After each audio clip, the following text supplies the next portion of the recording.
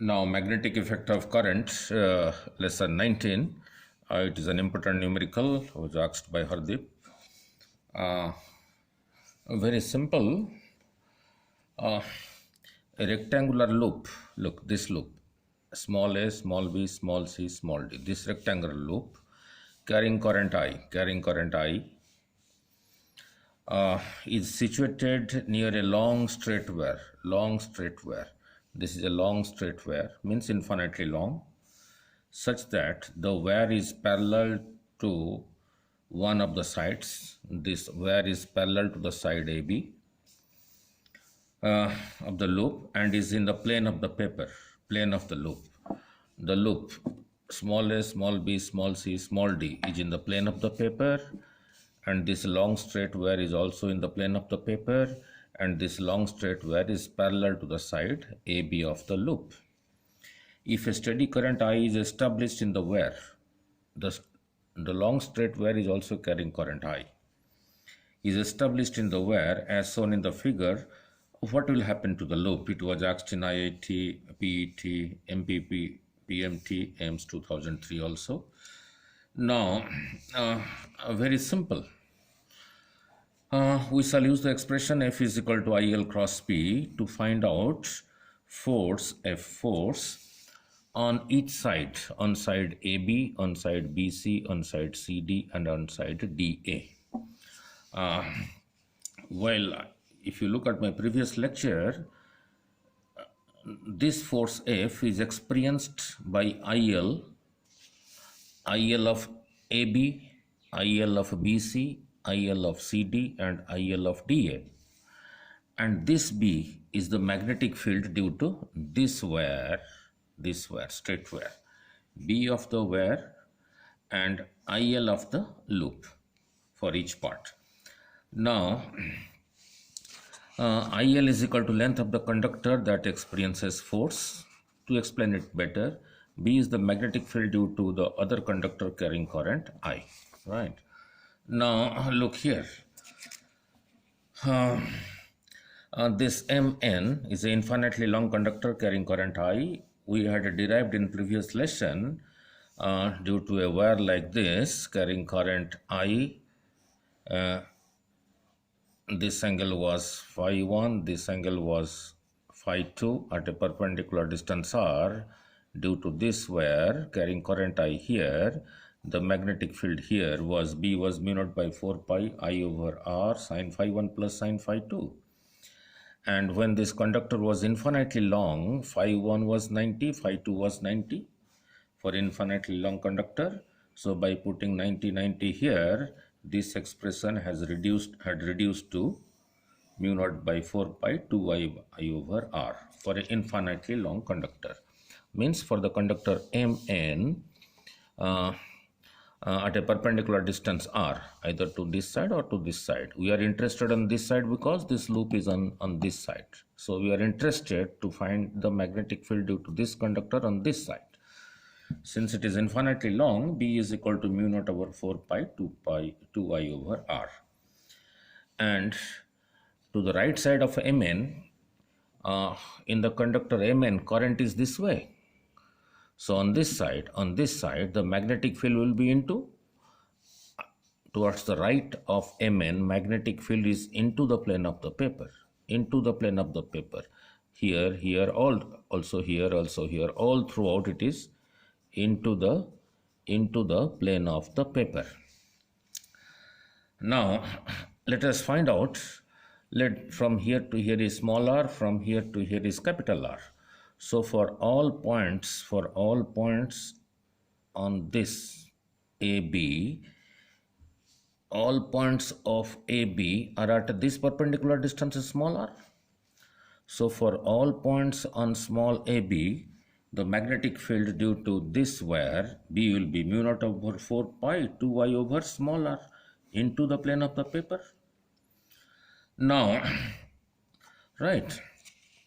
Now, that is what I have explained. All points on CD, now look at here, all points on CD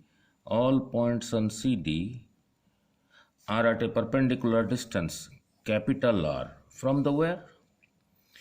So due to this, where Mn at a distance perpendicular distance capital R, the magnetic field will be, the field due to current I in Mn will be B2 will be mu naught over 4 pi 2I over capital R, and that magnetic field also into the plane of the paper. Current is this way, so these fingers point in the direction of the field. So on this side the field is into the plane of the paper. Now look at the value of B2 and look at the value of B1. Here the denominator is less, here the denominator is more, so the magnitude of B1 is more than the magnitude of B2. Now the side AB, now the side AB will experience a force, say F1. AB is experiencing a force F1. How this force F1 will be to this side, towards the left, I have to explain. And the side CD will also experience force F2. The side CD will also experience a force, let it be F2, this side.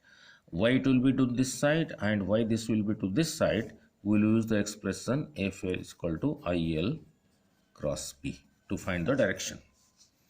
Now, so we will use this expression to find the direction of both F1 and F2. Now look, F1 is the force on the side AB. Using this expression, I, length of AB cross B of this wire. So this is a cross product. The magnitude of this, and sine of the angle, because for the part AB, IL is to this side, and the magnetic field due to Mn on this side is into. So angle between IL and B is 90. Angle between IL and B is into is 90, so is sine 90. So this becomes I, length of AB, B1, sine 91, IAB, B1, and it is towards left, because IL of AB is to this side,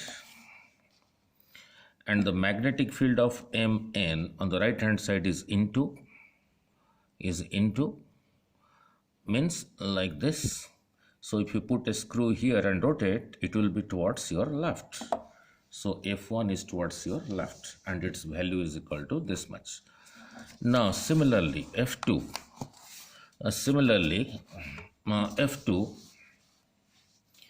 F2, that is the force on the side CD.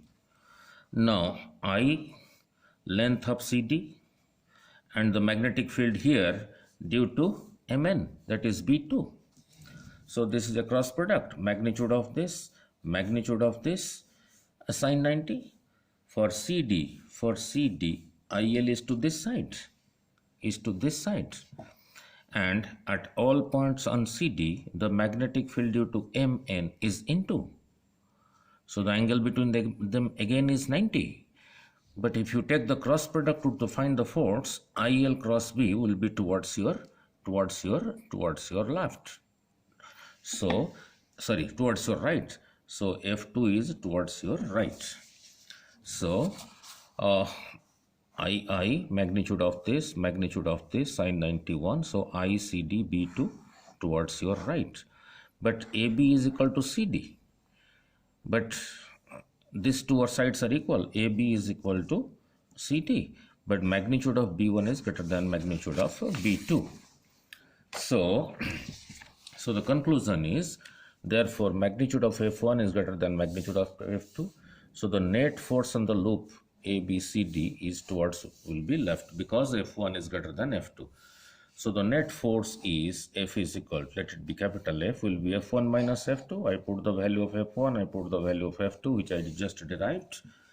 Now, since AB is equal to CD, since this length is equal to this length, because it is a rectangular loop, for CD, here I can write small ab. So I can take small ab common, IAB into B1 minus B2. So put the value of a B1 and put the value of a B2. So take mu naught by 4 pi 2y common. So I am left with 1 by small r minus 1 by capital R. So this is the net force on the loop towards left because F1 was greater than F2. Now, what about force on sides BC and AD? On side BC and AD. Now, we will use this expression to find the direction of the force. Now, now look, due to this Mn, on this carrying current I, on this side, the magnetic field was into the plane of the paper. At all points, into the plane of the paper, into the plane of the paper, into the plane of the paper. Now to find the force on side BC, I have to use the expression F is equal to IL cross B. Right? The IL of BC is to this side, and the magnetic field due to Mn is into. So IL cross P. So if you put a screw here, IL cross P, it will be towards this side. It will be towards this side. Similarly, on the side AD, the current is this way. So IL of DA is to this side, and the magnetic field due to Mn is into. IL is to this side, magnetic field is into the plane of the paper. So put a screw here and rotate IL towards B, it will be to this side. Right? Now, why I have shown a bigger arrow here, a smaller arrow here?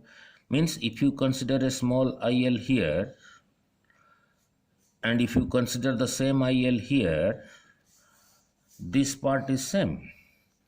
But here, due to this, the magnetic field is more, so the force will be more. So this is shown with a bigger arrow.